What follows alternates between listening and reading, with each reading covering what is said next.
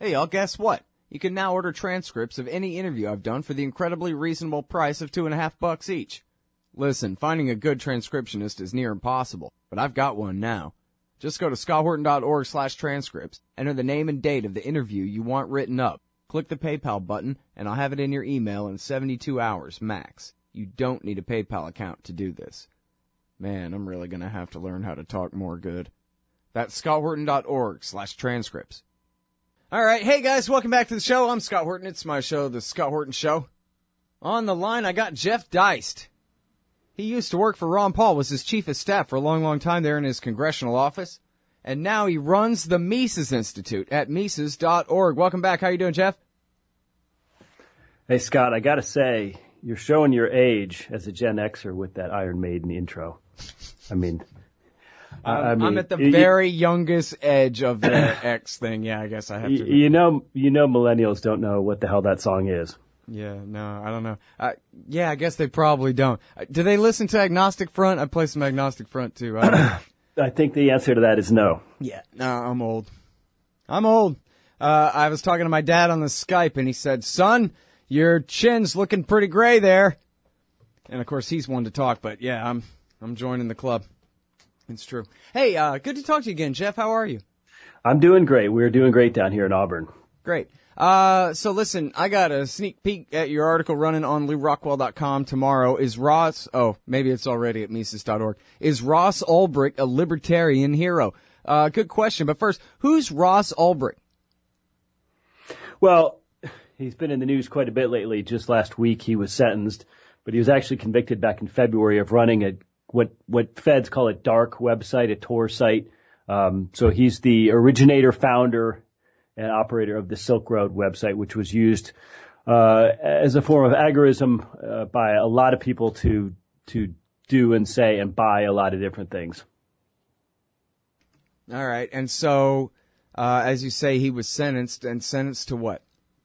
Well, unbelievably harsh sentence to life in prison without parole for what amounts to basically a bunch of nonsensical federal charges like drug trafficking, money laundering, engaging in the criminal enterprise. I mean, these are all sort of the alphabet soup type charges that prosecutors, federal and state, try to throw at people in the hopes that some of them stick. And this time, unfortunately, stick they did. Unlike your typical drug dealer, however, who might spend 5 or 10 or even 20 years in prison before being paroled, poor Mr. Ulbricht, and when I say poor, he's only 31 years old, God bless him, appears, absent having his conviction overturned, appears to be headed to literally spending the rest of his life in a federal prison cell. So it's a sad story and really a tragic story in many ways. Yeah, it sounds absolutely crazy. So,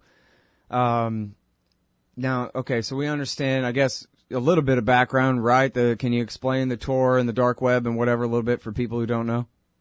Well, there's a variety of ways to operate online in sites that are not necessarily public or that are so-called dark because they exist on different servers and they aren't, easily accessible by just a general website user, general internet user. Most dark sites use cryptocurrencies or other forms of payment when transactions are conducted amongst users of the site. So what happened with Silk Road was what started as an experiment in what you might be able to do with a dark website, unfolded into a bit of an open-air drug market or drug bazaar, if you believe the stories that you read. I don't believe all of them, but it appears beyond any reasonable doubt that a lot of different people were buying and selling and obtaining illegal drugs via the Silk Road website. Now, that in and of itself ought not to bother libertarians, and obviously we, meaning libertarians, don't think people ought to be put into federal cages for simply going about their voluntary, peaceful commerce, and whether that involves drugs or anything else, as long as that's amongst willing, voluntary adult participants. I don't think that it should concern us.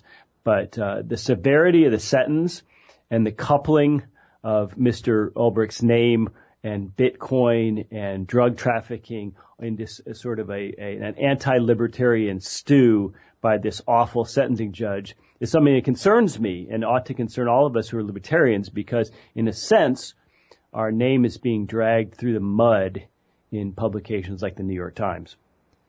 Well, now, so even beyond, libertarian individualist opposition to drug wars as a policy and that kind of thing, even if you take into account, for the sake of argument, the illegality of heroin, even if you think it should be legal, what if you're one of them law and order types who just say the law is the law and go run for Congress if you want to change it kind of thing? But I believe what you're explaining to me here is that this guy, Ulbricht, he never had heroin on his premises that he was selling to anybody. He built a website, and then other people who he never knew or actually even really came into contact with were selling drugs to each other. And now, so maybe that's illegal, but so is that what they charged him with? Is conspiring with people who he never conspired with to break other laws? Well, he did have some people he worked with to create and maintain the site. But you're true. I mean, in a sense, it's almost like charging the phone company because two mafiosos get together and use the phone. Right. Yeah, I saw a comment that said he put the 7-Eleven parking lot online. So what? Right. And I don't know as a factual matter whether he himself either engaged or held any illegal substances or not. But I think your point is well taken. But there's no evidence of that. That's not what he was charged with, actually being a heroin dealer in any way. Not what he was charged with. He was charged with trafficking, but through the operation of his site, not through him personally. Mm-hmm. Well, and trafficking there being used in a way where it doesn't mean anything anymore. I mean, because trafficking typically would mean what? Like it was my heroin, but you drove the truck or something like that, right? I mean, he's not actually trafficking. I don't believe he was as a factual matter, no. And I also read that they accused him of hiring hitmen to kill people, but it doesn't sound like that was in any of the charges either. They just kind of accused him of that in the sentencing arguments, or what? We got to understand there's two different things going on here. There's the legal case and what happens to Ross Ulbricht's life as a person. And then there's the court of public opinion. And federal prosecutors don't like liberty. They don't like Bitcoin. They don't like privacy. They don't like internet.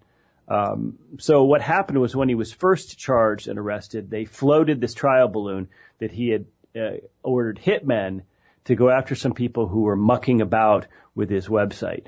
Ultimately, they never charged him with this, which I guess would be solicitation for murder. He was never charged with this. They've produced what they purport to be some diaries, some journal entries. Well, I don't know why a guy obsessed with privacy would create journal entries that could be later found by law enforcement, but that's what they allege. And some of these journal entries are supposed to contain the details of him reaching out to hitmen. His mom says that the journal entries don't read like his voice whatsoever, and she's, convinced they're totally bogus. Obviously, she's biased. But what I suspect is this is just prosecutors doing what prosecutors do, which is trying to try people in the court of public opinion, and then later on they just back away from these bogus charges, and they did. He was ever charged with this. Well, it sounds like what really upset the judge was the challenge to this government's law more than anything else. That you think that you can do this thing where you just ignore us, we'll show you. We'll make an example out of you. Yeah, that's absolutely what's at play here.